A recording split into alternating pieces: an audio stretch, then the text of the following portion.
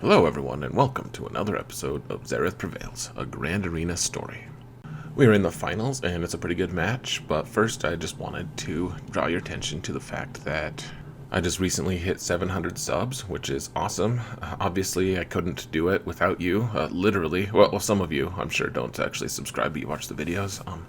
But anyways, thank you guys so much for all the support, all the advice, whether it was warranted or not. And anyways, I just wanted to say thanks for a minute. So let's move on to the episode. You're a madman. I've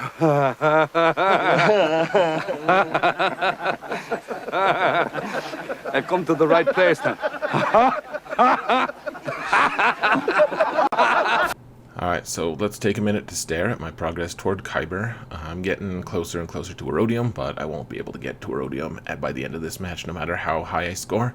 And that's good. I don't want to get matched with people who have overachieved and made it to Erodium. Anyways, what we have here today is the finals in our second group.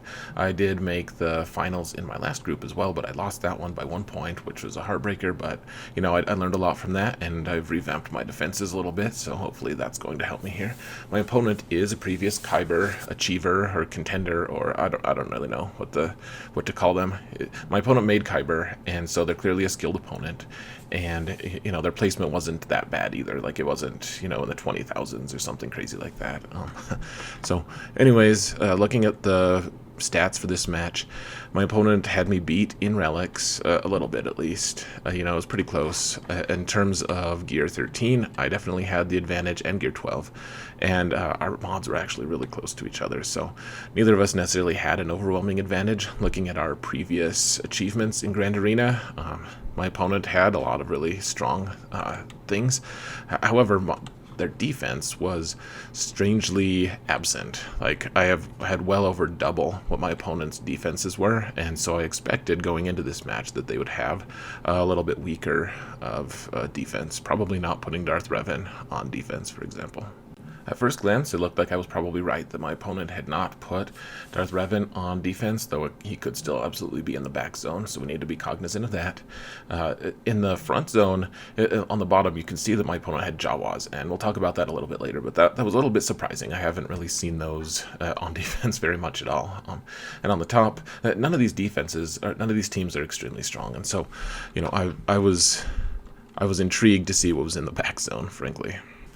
So we need to use teams that aren't going to just completely screw us if my opponent has put all really good, strong meta teams in the back. So that means that I get to break out the Imperial troopers here, just because you never know if you're actually going to be able to use them in the back zone anyways. And against this Carth team with no taunt, I mean, Juhani can taunt, but she has to actually actively do it. There's no reason not to take troopers. So right away, we just take out Carth, and then, you know, we gain a bunch of turn meter from that, and we kill Canderous, and then Juhani gets to hang out here, and you know, looks like she stunned me once, so that was really effective, and we took her out for 54 banners. Good start to this match already. Troopers are great at getting max banners. Highly recommend trying to work on him a little bit. The trouble with Scotland is that it's full of Scots. Now, the Jawa team in the front really did throw me for a loop. I wasn't sure what to expect here. I did know that one time my alt had attacked some Jawas and barely survived with Night Sisters, and I needed to do some research because I didn't really know how Jawas worked. I knew that they applied thermal detonators on my attacks, based off of my attacks, and so I needed to know what kind of damage they'd be doing to me and what I could expect. Now, my first question was whether the thermal detonators would be resistible, and apparently they can be. You know, they're a debuff, and so that can work. However, with Jawas, and the Scavenger specifically, he has a kind of hidden mechanic where every time someone goes, he gains 2% potency. You can find this information at swgoh.gg. Really great site to show all the different stats and everything. So anyways, the scavenger would just continue to gain potency till the end of the match, and so even if I took a high tenacity nest, for example, I would not be able to survive, just because the Jawa scavenger would eventually get enough potency that he would apply detonators on me every single time, and I'd blow up. So the other thing that I looked at, though, was the nature of the damage, and the damage is all percentage health based, and so that means that characters like Kylo Ren Unmasked, Kylo Ren Original and Malak can all kind of just evade the damage because they don't take much damage off of percentage health. So after taking a look at my opponent's defensive scores in the past and their defense on the top and bottom, I decided that I could probably spare Malak, and I'd still have the meta teams available to be able to beat a fully packed, fully loaded back zone if my opponent did have that. And, like I said, Malak doesn't take percentage health damage, so you can see that the thermal detonators will start adding up on him. They'll start piling up, but they won't necessarily, do anything. They'll do a little bit of damage. They don't do zero, but they also do so close to zero that it doesn't really matter. And so right now we're just trying to work our way through one of the Jawas at a time. It doesn't really matter which ones we take out.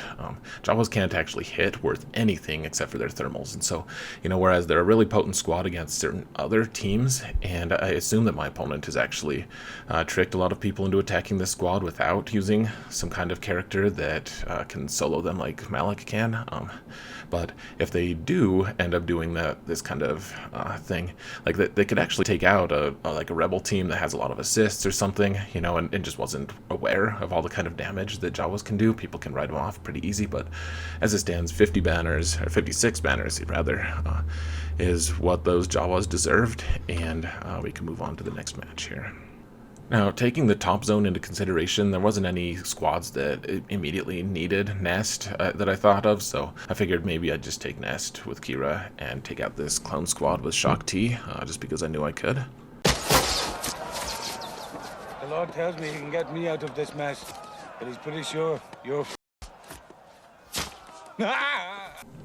So what we're seeing a lot in 3v3, I've noticed, is we're seeing at least two different clone squads. And, one of them usually has Shaak T, and the other one has either General Skywalker or Rex lead. And, this is definitely one of, the lesser squads that for clones that I've seen, using Shaak T and Clone Sergeant and Cody. And these are definitely the worst clones available, but, taking Shaak T with them, she's definitely someone who can make clones a little bit stronger, and so, you want to be careful, but Nest really has no problem with them at all. So, Qi'ra even survived, which is great, despite what usually happens, usually just gets taken out right away, so probably could have just used Nest, honestly, without Qi'ra in that situation, but just want to be careful. In the back zone, my opponent had a General Grievous squad, and some just pretty mediocre squads. They're decent. They can definitely trip you up if you're not careful, but nothing that I was extremely nervous or scared about. So up top, I decided, after looking at all my available teams, my opponent didn't really have any really strong meta teams, and so the one of them that he did have was this Rex team with clones. And what I decided was I take CLS here, and instead of trying to chew through that ridiculous Relic 3 5s, I decided to just take out Rex first, and then 5s would keel over, and that was fine. And then I just tried to take out Rex and Echo after that, so that's exactly what I did. Really no problem at all. I don't know if that was probably wise or not, but 51 banners against probably the strongest squad that my opponent had, and we can move on to the next match, which is probably going to be General Grievous, if I remember correctly. him. That can't be William Wallace. I'm prettier than this man. Now, you'll notice that General Grievous is in the bottom squad, and usually I'm a big proponent of having one zone taken out at a time, just so then we can know more information and we can have the zone bonus and everything. But in this case, my opponent's teams were kind of spread across those two zones in different categories of strength, basically.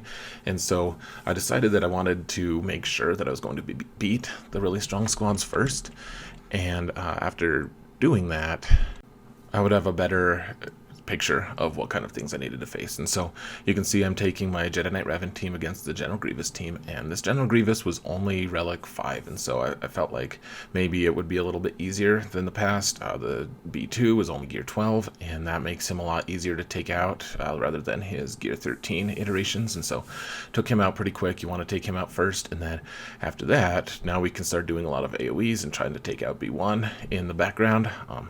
And otherwise, we're just doing damage to General Grievous, trying to make sure that, he gets damage on him, and we're waiting for Jedi Knight Revan to have his mark ability, just because once we get General Grievous down below his starting protection, he's going to mark B1. You can see it now, but because we marked General Grievous as well, we can still target him, and we want to just be able to take him out as quick as we can. I'm also doing AoE so that in the background I'm taking out B1, different portions of him anyways, just because he has all the stacks and all that stuff.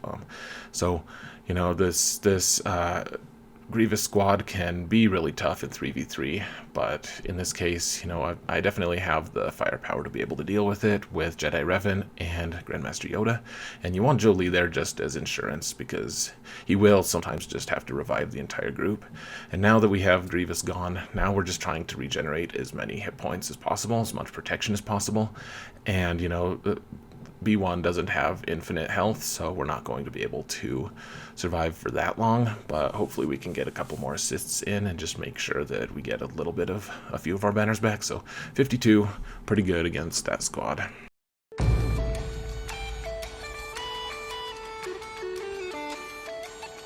William Wallace killed 50 men. 50 effort was won. That old man probably didn't realize that the Zeta was actually applied to B1, which means that he had 100 stacks, but I guess I won't fault him for it too much. Now, there weren't any squads remaining that I was super afraid of, but I still wanted to be able to be efficient as possible, just to make sure that I had the right teams available, just in case I did kind of trip and fall somewhere. So, I'm taking my Jedi Training Rey team against Kylo Ren Unmasked, and this is a really easy matchup in 5v5. It's also really easy in 3v3. So, what we're doing here, we put smoke on BB-8, just because BB-8 is going to be able to dodge a lot of the hits against him and then heal himself and R2 sometimes. The first move we want to do, though, is do our mind trick against Kylo Ren, and that puts ability block on him. It can put daze on him. It can put all sorts of things on him, but it also reduces his turn meter and makes it so that he can't stun Jedi Training Rey right away. And if she does get stunned right away, then you're in big trouble. But generally, that's not going to happen. You're at least going to be guaranteed to be able to, put his turn meter back a little bit. And so, I'm just kind of bouncing back and forth between these two characters. We don't want either of them to get a turn, just because we want to be able to regenerate all of our health and protection and get max banners if we possibly can. And so, you'll see that sometimes I'm using R2 here just to stun different Kylos, just so that we can keep him controlled, and so that he's not actually taking turns. And now I'm going to bounce back and try to stun the original Kylo. That didn't really work, but now we can get Illuminated Destiny off, top everyone's health and protection up. And so we're just trying to keep Kylo Ren in timeout, so to speak. Try to keep him from taking any more turns. And now he can be kind of problematic to try to deal damage to with other squads. However, Jedi Training Rey does have the health immunity, and if she wants to, if she needs to, she can apply that. But in this case, it wasn't necessary. 54 banners, which is the soft max for this match, and we can move forward with our next. After we took that squad out, there was only 5 total teams remaining, and none of them were really that scary, frankly. I did decide that the Cheese team with the Night Sisters was going to be a little bit more of a threat than some of the other ones, and so I took my Bounty Hunters here. Bounty Hunters are great against the Night Sisters just because, you see, I can ignore the taunt on the zombie, and then if Jango uses any ability and takes a character out, then they can't be revived at all, just because I have his Zeta. And then, Boba can also do the same thing, though he has to use his Execute ability to be able to make that happen. So you'll see that once I got a debuff on Asajj, I used my Flamethrower ability from Jango to reduce her max health, and she is relicked, so she's kind of a threat to be able to, kind of stick around for a while, but not really against Bounty Hunters, frankly. This was a pretty easy match, and I killed them so fast that I couldn't even get Boba's tiny bit of protection back. Still, 53 banners is pretty good against this Cheese team, and there was just never any hope for the Night Sisters team. If people take Bounty Hunters against it, that team just folds really easy. And so now we can move on to the next squad, and not too many teams remaining, and I still have a ton of really strong offensive characters, and so I decided to take my personal favorite team with Thrawn and Krennic and Death Trooper, and this is a new variation of the Mission Zaalbar team. A lot of people are taking Carth with them, but my opponent decided to take a Carth team with the other two Old Republic characters, and instead took Qi'ra with these guys, and so I think that that's actually kind of a smart move. There's a lot to be said about Qi'ra and her ability to regenerate protection and all the different buffs that she gives scoundrels, which Zaalbar and Mission absolutely are. And so what we're doing here is, we're trying to just keep Zaalbar minimized. Like, we don't want him doing anything basically, and so that means that we use the stun, or rather the fracture from Thrawn on him when we can. We're trying to dispel him with Death Trooper when we can with his grenade, and other than that, we're just trying to take out the squishy inside of this team. There's only one tank taunting, and so one thing that I realized halfway through the match was, instead of shooting Zaalbar and him potentially just hitting me with his sword, with his counter, I could wait and just use the Grand Admiral Thrawn special move to be able to just kind of pass the turn to the next character, so that I could just not have to move at all. And using that, I was able to actually cycle through my different abilities pretty quick, and I was able to heal a lot of these different characters, just because Thrawn is the only way to heal him, but he does have that protection regen, and so I managed to get 53 banners here instead of 51. 100 men with his own sword. So there are 3 different squads remaining, and they all have strong-ish elements, but the problem my opponent is facing now on the defensive front is the fact that I have Kylo Ren with Wat and First Order Executioner, I have a Padme team, and I have a Traya team, and none of these squads are going to be able to hold a candle to any of my remaining squads. So taking Kylo Ren here with Wat, and what we're doing here is we're putting the taunting tech on Kylo, and that means he's going to be taking most of the hits that are non-AoE, and that's what we want. And then Wat goes again pretty quick here. He puts the weapons tech on First Order Executioner, and First Order Executioner, now he ignores armor, and he also prevents revives, and against this squad it's actually kind of relevant. It doesn't seem like there's a ton of revives. There's not a specific revive mechanic available here for the team, but the thing that you need to realize is that Nute can be revived one time just because of his kit, and so can Jango. And so what we can do here is, once we take out Dooku, who's probably the biggest threat initially, is we'll just use First Order Executioner to take out Nute. He doesn't revive again, which is always just a little bit of a shame, just because you want to be able to kill Nute as many times as possible because he's annoying.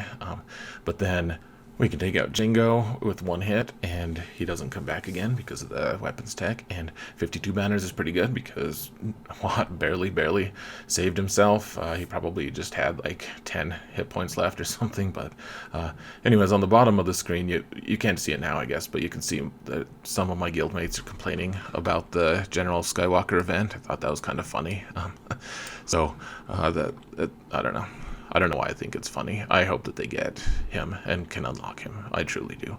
So we're taking the Padme team against the Bounty Hunters team, and this is actually kind of a sketchy matchup if the gear levels are even, just because Boba has an extremely strong game against Padme, in the sense that his execute ability can do a huge amount of damage. He does a massive amount of damage with his execute with higher relic levels and stuff. Luckily, he's only gear 12 in this circumstance, so we're taking out Bossk. It doesn't really matter. You can see that Boba did manage to chew through just a little bit of General Skywalker, or rather Jedi Knight Anakin's health or protection, and that's, I guess, frustrating, but in the long run, this is a pretty easy match. You just have to be careful for that execute, because it really can destroy you if you have a huge amount of stacks of protection. He's going to do massive damage. So 53 banners there, not a problem. happy to get 53. I mean, in general, in 3v3, you have to accept not always getting 54 banners. That's just a reality. And, you know, with Padme, you generally have to accept getting less than that anyways, just because she doesn't have any way to regenerate her protection unless you take Shaak T, which I'm not really prepared to do that quite yet. One squad left. My opponent did put an Akbar team in the back for ships, which is really easy. And now we have this random weird droid squad, which has its strengths, certainly. Like L3 is a really great taunter. Droideka can do some good things, like he can do some good damage. IG-88 is a good droid lead, and unfortunately they're just not even close to what Traya can do. And so we put Isolate on L3 so she can't taunt anymore. Now we're prioritizing Droideka because Droideka can do a massive amount of damage if he's properly motivated. And you can see that Droideka is dodging like all of my attacks, and that's frustrating and like moderately nerve-wracking. If he was a high relic level, that would be a lot more nerve-wracking, but as it stands, he's only gear 12, and Scion just got his whatever his ability is called that lets him revive. And so even if Droideka does a ton of damage to Scion, he can probably revive. And then Annihilate, of course, just takes Droideka out. IG-88 is dragged down screaming, and now we're left trying to take out L3 without losing any further protection or health. And it's looking right now like probably getting 53 banners, because L3 is not going to be able to do enough damage to put a dent in Scion, and because she has the debuff to force her to taunt, or force her to hit him, 53 banners is what we're done with. So done with squads, now we have to take out the ships, and we'll be all done with this match. Cut through them like Moses through the Red Sea. So it's an Akbar fleet, which means that it's not going to be that much of a problem for my 6-star General Kenobi Negotiator squad. And so I'm just choosing my regular team. You know, you want Ahsoka and Anakin on the front lines with Houndstooth, which is super historical, I realize, because Houndstooth was right there in the thick of things, helping Kenobi fight Akbar. But anyways, the Sunfac character here, his ship is actually really interesting, just because there's 2 taunting tanks here. They're really hard to chew through, and you know, there's a lot of natural health regeneration and resilience available to all 3 of these ships here, and so it's kind of hard to chew through. It can be problematic, and you know, you see I almost took out Sunfac, but then Home One decided that they wanted to help Sunfac for some reason, and you know, took him back from the brink of death. And now we're just trying to, we haven't really made that much progress against this team, and they haven't really made that much progress against us, however. And so we're trying to target Sunfac off the board first. We want to focus fire on, you know, one ship at a time. And now that Sunfac is gone, we can take out Biggs, because everyone else is unavailable. And I actually really like what my opponent is doing here with Sunfac instead of some other character, some other ship. I'd probably like Biston a little bit better if he's fast enough, but you know, that's what I'm doing. But my Biston squad is not fast enough, so that's kind of an issue. And they're just bringing in a lot of different ships. I'm not really doing that much damage. You see the Biggs is full health, the Phoenix ships are full health, but if you noticed previously, right when the Ghost came in, it had really big health bars, which means that it was not really that geared up. Their Phoenix was probably neglected to some degree. I never actually checked, but you know, so they're not doing the kind of damage that they could potentially be doing. So, you know, clearly not my opponent's best fleet here, which is fine. You know, you want to take your best fleet for offense, in my opinion.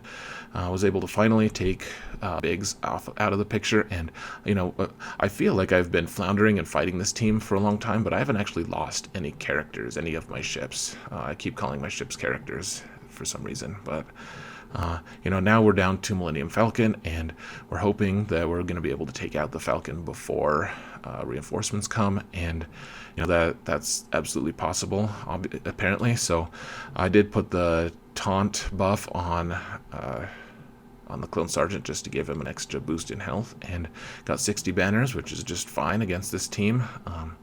You know, we prefer a little bit higher, but at the end of the day, I got a full clear with 0 fails, which is a first for me in 3v3, which is embarrassing to admit, but happy that I finally didn't stub my toe, and I got a pretty good score. 2468 is very respectable. It's going to be my personal best for a while, I have a feeling. So the question was, my opponent had all of his teams, all of his good teams on offense. Could they full clear me as efficiently? I guess we'll find out.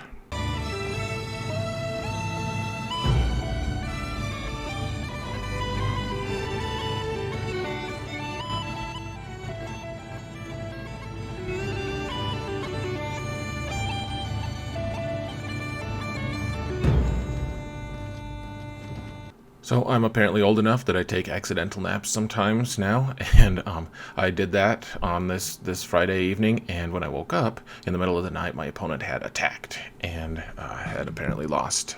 So let's dig into my defenses and see what went wrong, or at least get a glimmer. So my bottom zone with with some of my stronger squads got one shot, as you might expect, because my opponent kept everything for offense. Then on the top zone, they stumbled against my Acolyte zombie cheese, which is surprising because I would have assumed that my opponent would not have done that. They're a Kyber caliber player, and they stumbled against that. And then in the back zone, a lot of my timeout squads, they all got one shot except for my Bastila with Hoda and Ezra, which is great. That squad is actually really strong, and I probably should work on it a little bit, in fact. And then my ships were one shot, of course. One thing that I've been wanting to do for a while and haven't really had the opportunity to is look at my efficiency versus my opponent's efficiency, and we both got full clears and we can actually do that. Previously, my sloppiness ratio was called into question, the name of it. Some people decided that it wasn't actually a ratio, which is probably true, but they were extremely hurtful about it. So, if you go to my Discord, you can berate me, just like all these other awesome people. So they suggested all these different things that I could call it. Everyone chimed in, apparently, and I didn't really like the idea of giving these people more ammunition to berate me with, so I decided to go with sloppiness thing. And what we're looking at here is, if my opponent was able to full clear me without failing at all, which they probably had the right amount of teams to be able to do that, then we both would have gotten a different number of banners, and it would have come down to efficiency. And so just looking at, I failed 0 attacks, and the total, the soft max that we can get in 3v3 with ships right now is 2488. I dropped 20 total banners in my attacks. My opponent did drop 2 attacks, and so that was worth 40 total points, but then even after you subtract that total, you can see that my opponent still dropped 42 total banners against me, even if they had failed 0 attacks. And so I would have won on efficiency. And this isn't an attempt to drag my opponent down or anything. It's just a good tool for me to be able to see exactly how efficient I've been. And in time, we'll be able to see exactly what squads my opponent used on me, so that'll be exciting as well. In the meantime, I suppose I'll just be happy with the fact that I was able to win the finals this time, and I go up to 5-1. Hopefully we can get to 11-1, but that's kind of far in the future. And excited because I get more Zeta mats, because I really need them. And anyways, guys, I think I'm going to leave you here. So thank you guys so much for watching. Stay tuned for the next group. And remember that in all things, Zareth prevails.